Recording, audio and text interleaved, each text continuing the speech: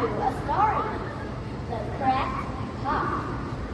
There was once an elderly woman who had two dark pots, each hanging on the end of the pole, which she carried across her neck.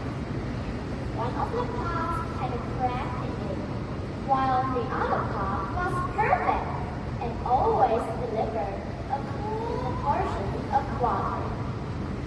At the end of the long walks from the street to the house, the cracked pot arrived on the house floor.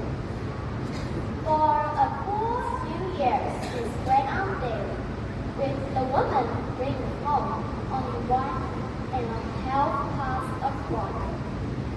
Of course, the perfect pot was proud of its accomplishment, but the poor cracked pot was ashamed of its own imperfection, and miserable it could only do half of what it had been made to do.